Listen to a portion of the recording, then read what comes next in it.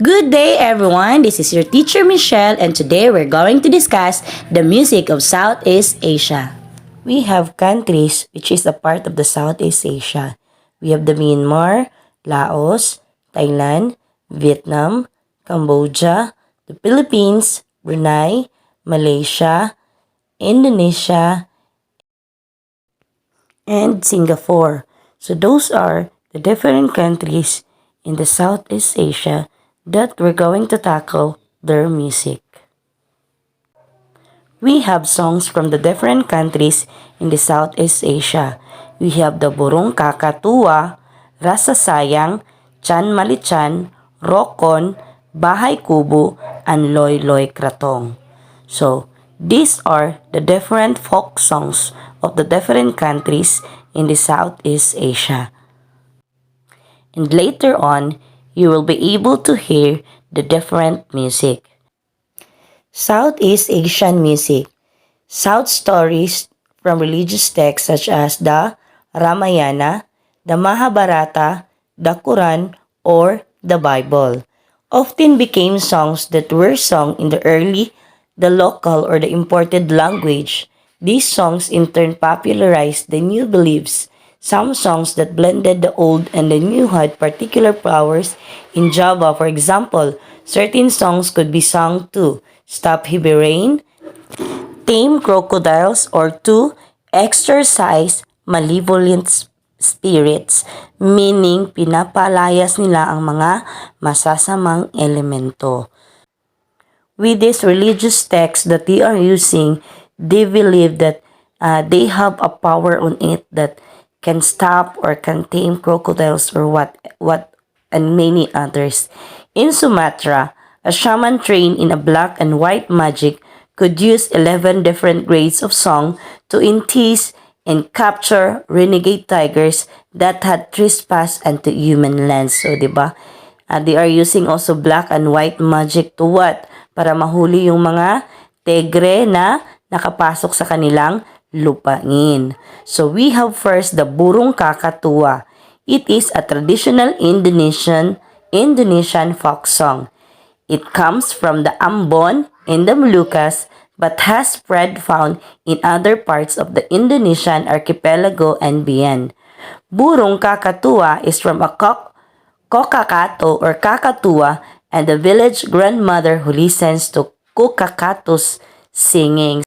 Let us now hear the music of Burung Kakatua.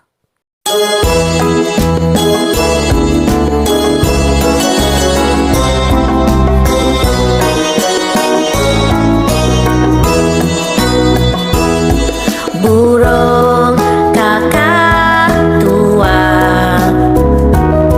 hinggap di jendela. Sudah tua, giginya tinggal dua. Lecum, lecum, lecum, hulala. Lecum, lecum, lecum, hulala. Lecum, lecum, lecum, hulala. Next is Rasa Sayang. Rasa Sayang, literally, loving feeling in a folk song in Malay language. It is from Maluku, Indonesia, and popular in Malaysia, Singapore, and Philippines. The basis of Rasa Sayang is similar to Dongdang, Sayang, and other Malay folk songs, which take their form from the pantom, a traditional ethnic Malay poetic form.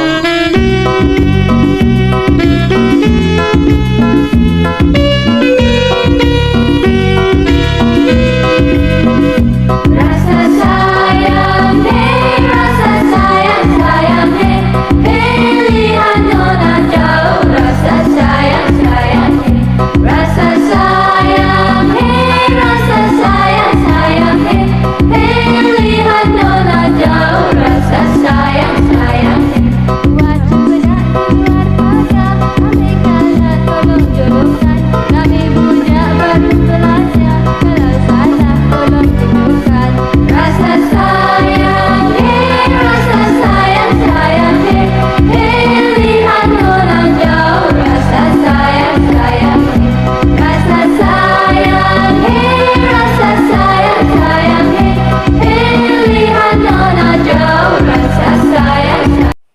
These are the lyrics of Burung Kakatua and the Rasa Sayang.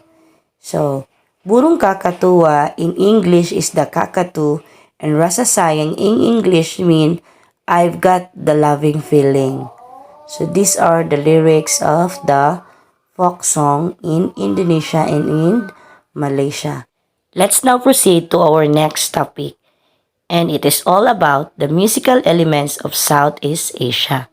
So we have different musical elements of Southeast Asia.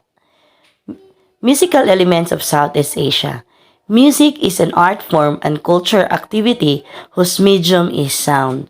So we cannot say it is music unless it have or it has its sounds. So music include common elements such as first we have the rhythm. This is the element of time in music. Next is the dynamics. All music aspects relating to the relative loudness or the quietness of music. Then the melody is the linear or the horizontal representation of pitch. It is used to describe the higher or the lowness of the musical sound. Then the harmony, the verticalization of pitch. Often harmony is taught as the art of combining pitches into chord. The tone color is what we call the timbre.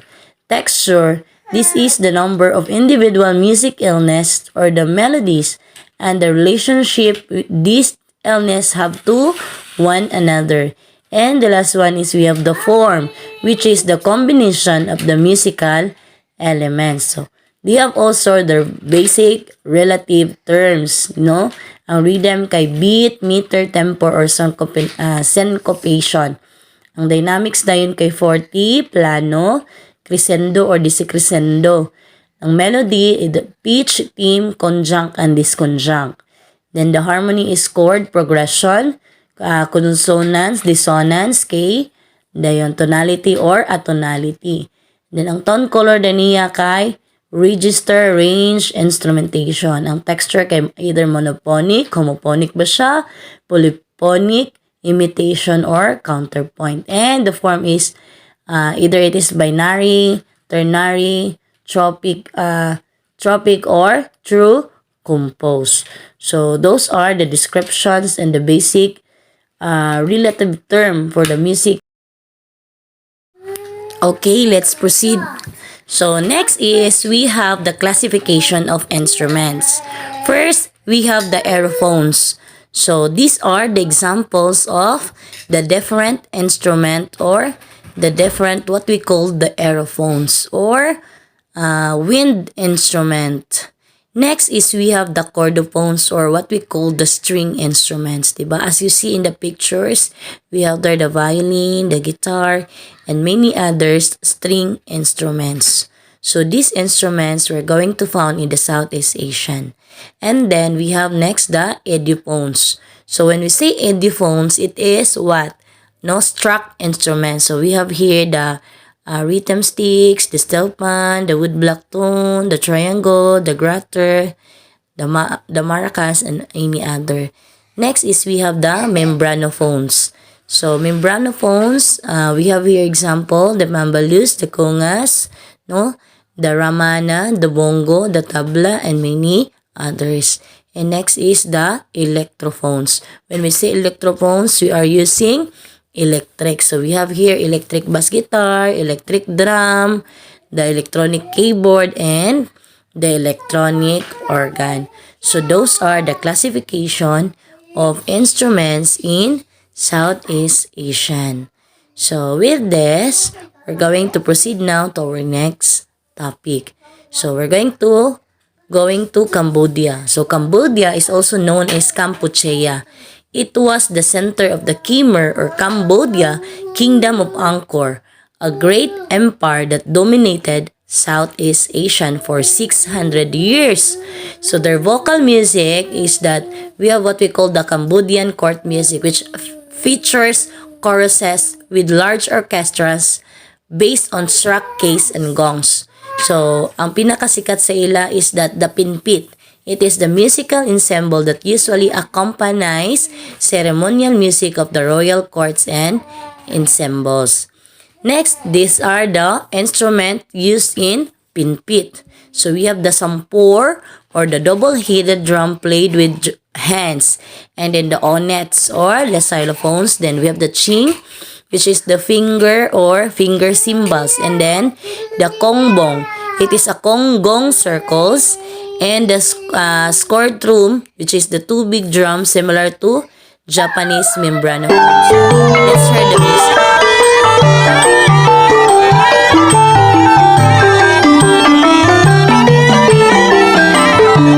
Okay, next is Indonesia. It is an archipelago in comprising approximately 17,500 islands. It is the world's fourth most populous country with over 238 million people and also the fourth biggest nation of the world. There are two basic kind of Indonesian music scale used in their vocal and instrumental music, the slendro and the pelog. So slendro is the five equidistant tones in octave and pelog is the heptatonic tone scale with semitone. Then we have the irama, which is Indonesian term for tempo. We have two singers perform on their orchestra or in their ensemble. So first we have the pisiden and second is the girong. So pisiden is the female soloist singer who sings with a gamelan and the girong is the unison male chorus that sings in the gamelan. So we have gamelan, which is the music ensemble that contains instruments such as metallophone, xylophones, kingdang, and gongs, bamboo flutes, bowed, and flax strings. So instruments included in the ensembles, no? As we say, we have the bunang. Bunang is the brass gongs. The gender is the metallic xylophone. The saron is the xylophone. Gongs is suspended gongs. Kindang is the drum and the kino and kerlok is the impulse gong. So, mo ni siya. This is the instrument used in gamelan. So, let's now hear the music from or the gamelan music.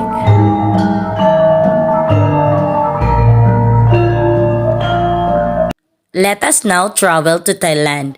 Formerly Thailand, known as Sham. Thailand is known for being the sole nation of Southeast Asia that has never been ruled by a Western power.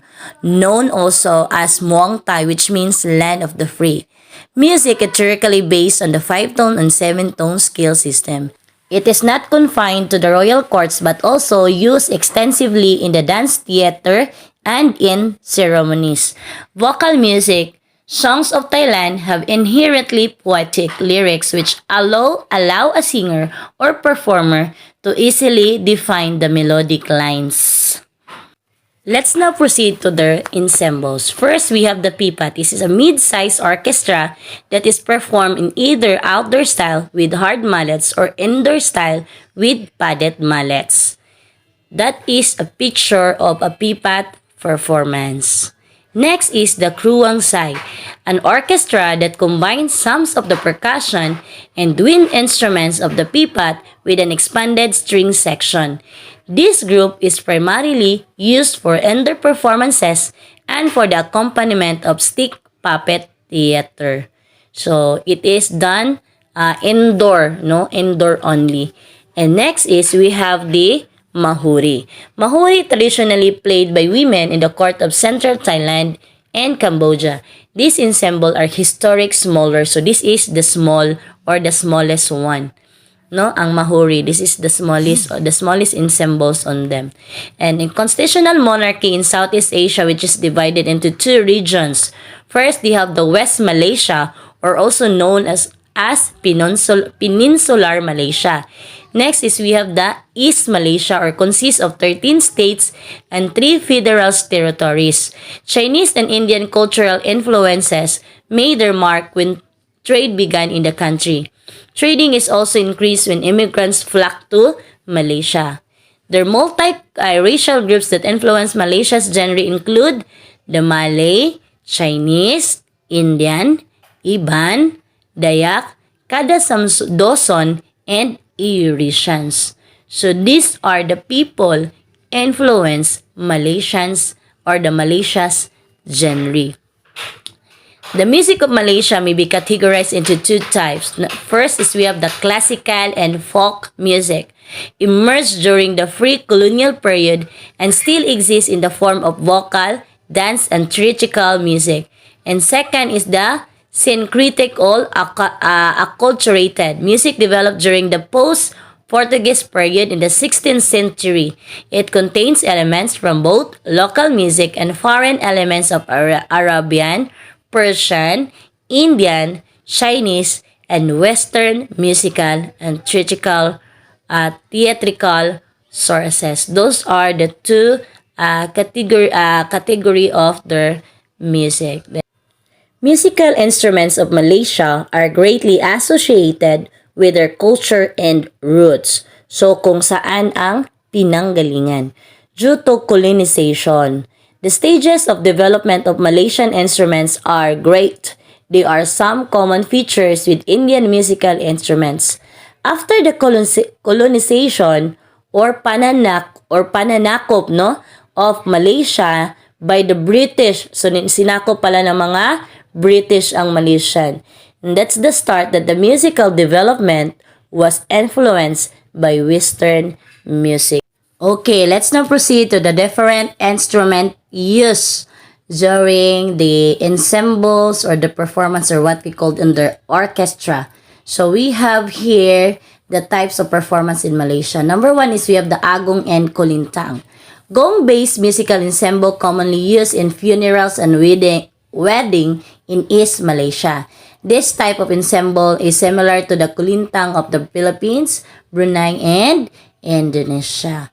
So, ito yung ginagamit nila during what? Ceremonies of funerals, no? Pag merong namamatay or merong ikakasal. So, that is an example, the pictures. And next, we have the Kertok. It is a musical ensemble from the Malay Peninsula that consists of xylophones played swiftly and rhythmically in traditional Malay function. And next is the Dikir Barat, a musical form that is important to Malaysia's national culture. It is performed by singing in groups and often in a competitive manner, usually with percussion, instrumental accompaniment, or sometimes without instrument at all. So, minsan, piniperform din nila na wala silang ginagamit na mga instruments. So, like this. So, that is the Dikir Barat. They're just sitting on the floor while performing. And next is the Silat Malayo or Silat Milayo, a form of martial arts that is similar to Tai Chi. It is originated in the Malay Peninsula since the Christian era and is a mixture of martial arts, dance, and music usually accompanied by gongs, drums, and Indians obos. Now, with this, no, they are performing the martial arts. They are dancing, no, through martial arts. So, this is what I like most in Malaysia, their Silat Milayo. So, thank you so much. And this is our reference in the grade 8 learning material, the Music and Arts Southeast Asia, first quarter. So, this is for today. Goodbye!